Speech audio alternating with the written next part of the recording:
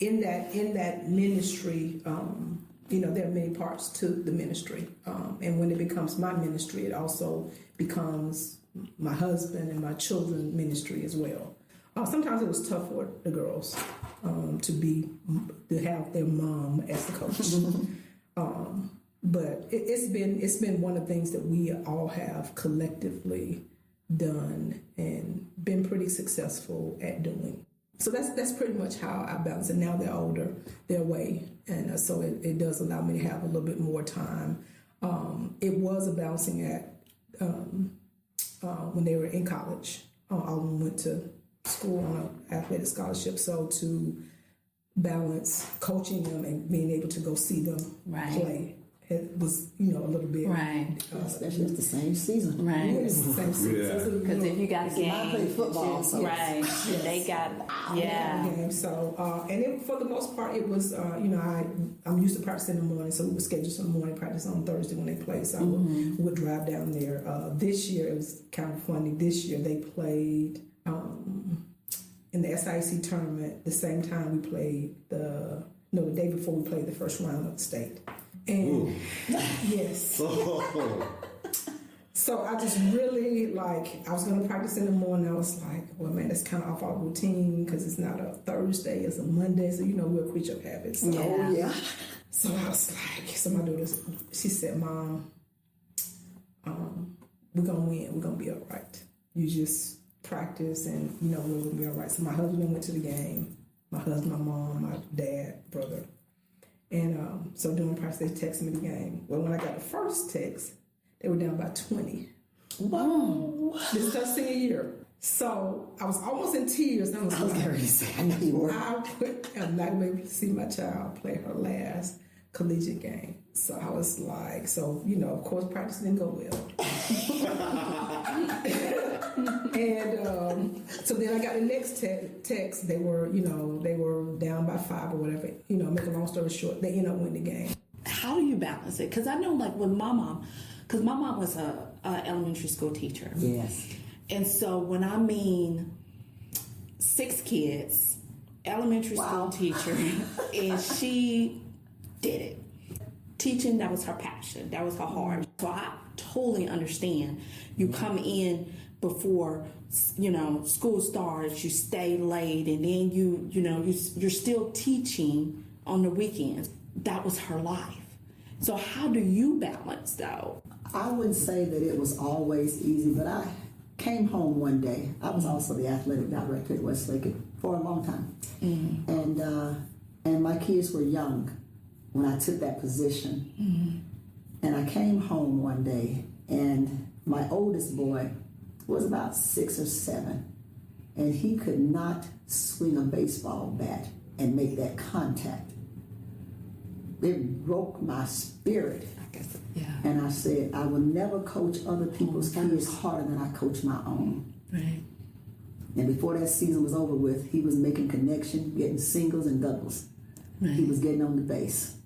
But it took me to make that commitment because, you get caught up in coaching everybody else's children. Right. I said, oh, no, I would not neglect my own. Right. And I had to find that space in my time.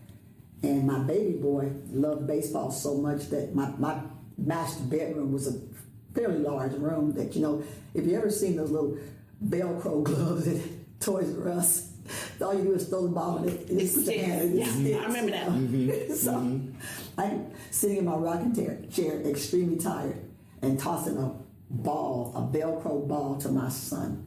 Now, I might have been too tired to stand up, but he didn't get less than what I gave somebody else's children. I just wasn't going to let that happen. Coach Bryant, how do you balance the time with being a mom to your biological kids with such a demanding practice, game, and traveling schedule? I have an amazing husband who, we've kind of figured out how to balance everything, and he respects my career, and likewise I respect his. And when I'm in season, he steps it up. And when I'm out of season, that's when he gets a little bit more he gets more dinners on the table when I'm out of season, and when I'm in season, he's putting dinner on the table, and so we've got a really nice balance there, and he's really understanding, and we've been married for almost 12 years now, so he knows my emotional ebbs and flows too, and so he can kind of be the buffer between me and my children, and I've got great assistant coaches also, and they need that on the career side of things too, so they can kind of be the buffer. But there's a lot of crossover, and that's the great thing about this career is that when my kids are sick, they can come to work with me, and the players on the team are fantastic with them. And having children in a stressful environment, such as the one that we're a part of being a team and having to vie for a national championship each year, I mean, that's stressful. And then I bring my children into it, and suddenly, everyone's smiling. It's like you bring a baby in a room and everyone's smiling. Yeah. It's kind of the same effect. And so it's really a wonderful balance.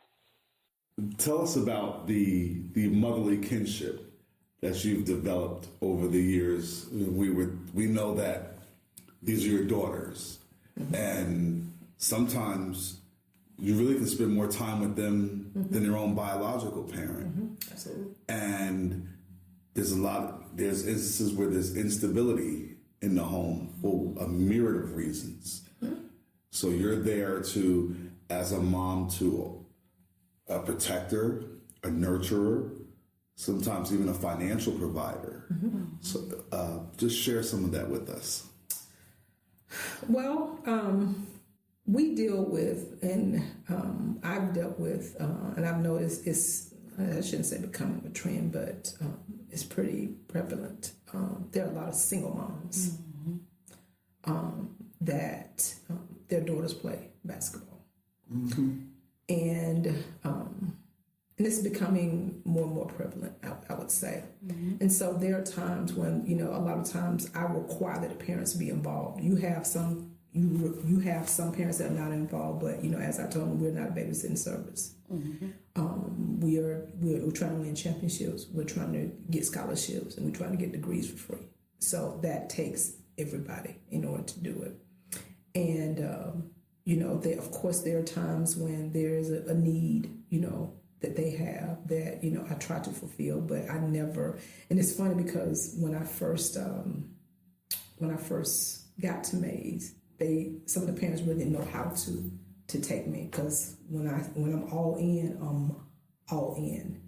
And some of them misinterpret that I wanted to take their place. And I had to reassure them that I had 3 daughters. I don't want to take anybody's. Trust me. Trust me on that. Yeah. But they just didn't know, they didn't understand what a female coach really, you give everything. So I'm going to give advice. And you brought something different to Mays, if I might add, because that's, more closer to my community. She brought something that Mays had not seen before. And for her to give that, it might have been a little intimidating, because they had never seen that in that community. Yes. Of holding accountable, of making them responsible for basically just being there. Like you say, it's not a babysitting service. I'm inspiring, I'm encouraging, I'm supporting. You are too. A village. We are a village. We are in this together. It's not you just drop off. Right, absolutely. And everybody's better because of it. Right. And I think, the moms, we lost the Elite 8 game, or we lost, they were devastated. They had actually played the game and lost, and they were probably more devastated than the kids themselves. So it's really an investment of your soul. It's an investment of, and they thought it was an ulterior motive, but that's just how we do it. We give everything that we have to the program, because we know it's so much bigger than the game. It's so much bigger than the basketball. When she said about it being an investment, I know you used the word a sacrifice. Someone once told me when I was doing something special with my son and dropping a lot of money when they were playing football, they said, don't look at it as a sacrifice. It's an investment in your future. I like that.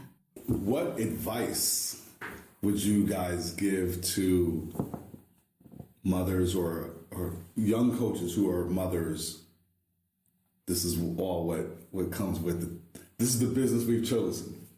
You have to have a vision, for what you want your program to look like and what you want these young ladies to get out of it, the first thing. You have to, and I say this all the time, you don't sacrifice your children for the sake of. Mm-hmm. You make them a part of. They're better because of it. But you can't save 20 and lose one. You have to have a vision for the program. You have to figure out a way to bring the child into the folds of what it looks like. It's more than X's and O's. It's so much bigger than X's and O's. If you think that you know so much just about basketball, you can know the X's and O's and you'll be a failure in everything else. Parent relationships, you have to build relationships. You have to change your perspective on, where some parents are, because for some, I didn't do it right.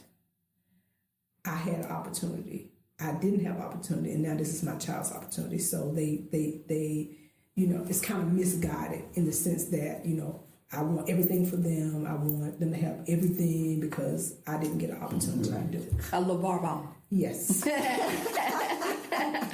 Just had to say. Yes. Just had to say. Absolutely. Coach Bryant, you're a motherly figure to young adults who are away from home. They're from different cities and states. Sure. So talk about this role and some of the things that you do. Yeah, I mean, some of my players are coming from as far away as Ecuador and Turkey, so we've got players not only across the country, but internationally as well. And so, and they need motherly advice and relationships or school or anything that are, kind of personal matters. I definitely try to be there for them as much as they want me to be, and their teammates are there for them as well, and that's a nice kind of safety net that I think our players have that other students wouldn't necessarily have. Being a mom myself, it's been interesting. I've been coaching this is my 17th year, I think, and so coaching for this long, I've coached when I wasn't a parent, I've coached now, and I certainly see things through different lenses now that I am a parent, and I can kind of, put myself in the shoes of me being their parent, and how would I feel in this situation if I knew that my daughter was, going through this, whatever situation could be. So it's just an interesting, you kind of see things through a different lens.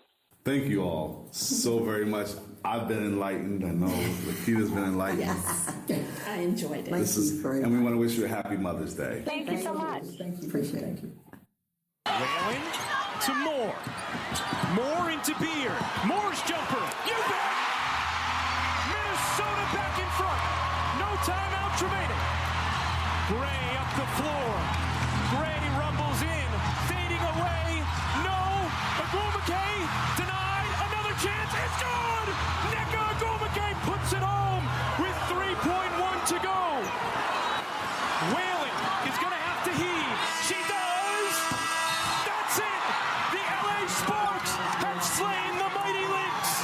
They are your 2016 WNBA champions. Yo, that was a great finish. The LA Sparks beat the Minnesota Lynx in 5 games to clinch the WNBA title. Big shout outs to Candace Parker. She finally got that coveted title as a pro. She won so much back in the day at Tennessee. She gave a moving tribute to her late coach Pat Summitt after the game. Brought everyone to tears. But that was last year. This is a new year. New beginnings. 2017 WNBA season tips Saturday, May 13th, with a triple header of games. San Antonio at New York, Seattle at LA, that's when they'll raise their championship banner, and the hometown squad, the Atlanta Dream, facing the Connecticut Sun. I know you're taking your baby steps in fandom. Are you going to watch some WNBA games this year? I would definitely watch the Atlanta games. You know what I'm saying? You're going to watch the season opener against Connecticut. You got to, you know.